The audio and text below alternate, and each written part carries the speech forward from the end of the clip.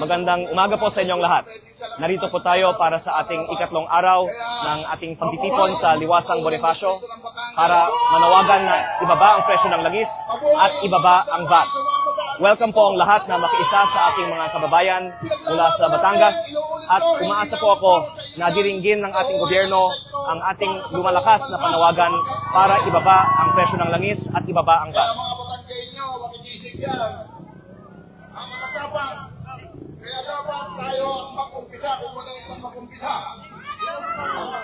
Inuulit ko, mabuhay tayo lahat. Presyo ng gasolina. Hindi na ako marunong magdugtong. Anyway, maraming salamat po. Magandang umagang muli. At binabati ko kayo sa katapangan at pagkamakabayang yung pinakikita nyo sa araw na ito. Salamat po.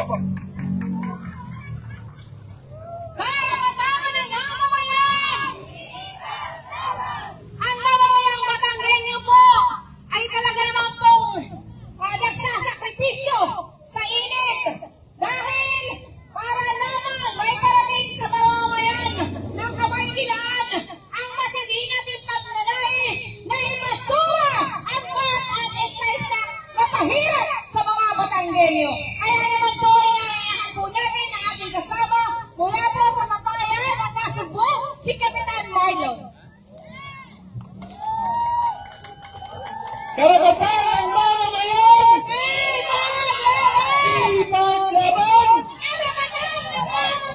Salamat po sa inyong napakainit at napakasigla na pagtanggap sa ating lahat. Napakaganda pong tingnan kung ganito palagi ang pwede maglaban ng malawak na mamamayan. Hindi po kaya ng ating congressman na doon lamang sa loob ng plenaryo niya ipaglalaban ang ating karapatan. Mas nanaisin at mas maganda at makikita at mararamdaman kung ang malawak na mamamayan ay pupunta sa lansangan upang ipagsigawan at ipasura ang mga laban na pakakatulong para sa ating mga mamamayan. Salamat po kay Congressman. Isang napakabuting tao, isang napakahusay na leader sa unang distrito. Siya po ay nauna at tumayo para sa karapatan ng lahat ng mamamayan.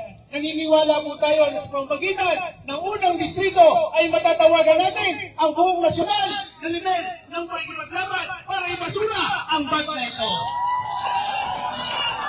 Sa inyo pong lahat, alam natin at ramdam natin kung gaano kahirap ang nararanasan natin. Habang ang mga magdananaw at ang mga dambuhalang politiko na nasa gobyerno ay nagpapakasasa sa buwis na ipinapataw ang ating mga kawan, tayo ngayon ay nagpapakahirap at nagpapainit dito sa lansangan para ipagsigawan ang ating karapatan na bandang huddulo ay sila din ang may ginabang. Alam niyo mga kasama, ako po'y mangingisda rin. Ramdam din natin ang hirap na natatanasan ng lahat ng ating mga hanay at sektor. Lahat ng toda, lahat ng samahan na narito ngayon, ng sectoral group na narito ngayon, ramdam ang hirap at pasakit dahil sa taas ng langis. Alam niyo ho, ang ating mga kasama politiko na ngayon ay nakaupo sa gobyerno, pag pumunta sa gasolinahan, magpupultang ng tangke, walang kahirap-hirap dahil ang kanilang kukuhanin ay piyo galing sa buwis ng mamamayan. Alam niyo, kapag sila'y nagkagasolina, pultang ang mga tangke, pero ang magbabayad ay ang isang mahirap na mamamayan na kagaya natin. Napakasakit itong isipin na patuloy tayong pinagsasamantalahan at pinahihirapan ng ating mga kasama na dapat sana'y sila magtatanggol sa ating karapatan. Kaya salamat po kay Congressman Leandro Ligarda Libisne sapagkat siya ang isa sa namuna para ipaglaban ang karapatan ng ating mga mamamayan. Sana po, wag po tayong susuko. Sana po, wag po tayong manghihina. Ang laban ay umpisa pa lamang. Tatapusin natin at sasamahan ang ating mahal na Congressman hanggang tayo po ay magtagumpay. Karapatan ng mamamayan! Ipaglaban! Maraming salamat po. Talaga naman nga pong masiglang magsanikla na sa init ng araw ang panawagan ng mamamayang Batanggenyo! All the regulation law! Ibasura! Karapatan ng mamamayan! Preso ng langis! Sahot!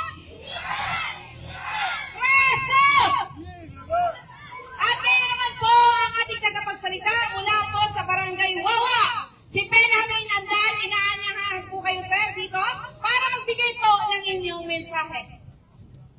Kaya namin andal kung ako po ay inyong naririnig. Dito po kayo sa unahan para magbigay po ng inyong mensahe ng pakikisa.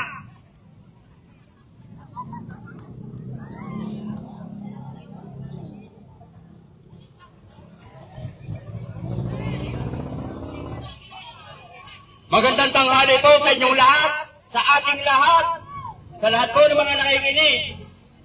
Ako po ay isa lang maliit na mga isda na nag-iisa para sa ating alituntunin, sa ating pinaglalaban, para sa ating mga mahihirap. Ibaba ang langit, lahat ng petrolyo.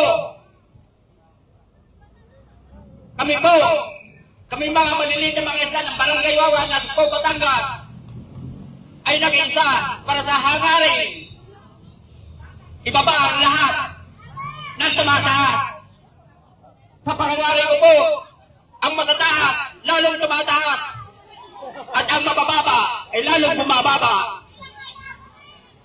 Hindi na kaya kamutin daw ang presyo, lahat ng bilihin.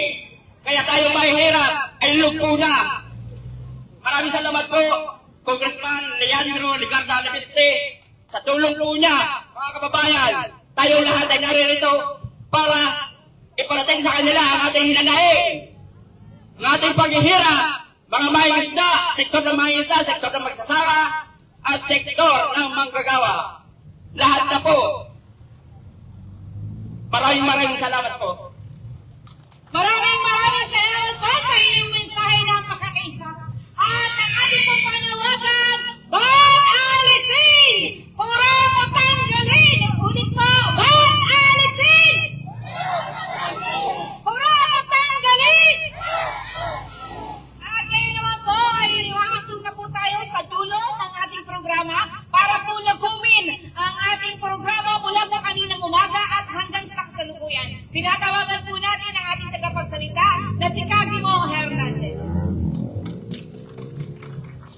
Sang makauri at mapagpalayang araw sa lahat ng makikiting mula sa unang distrito ng Batangas.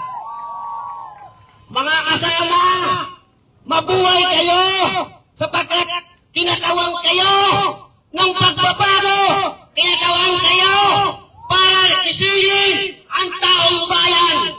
Ang labang ito ay laban ng taong bayan para wakasan ang pagpapahirap sa ilalan ng Old Regulation Law at ng pagtaas ng presyo ng langis.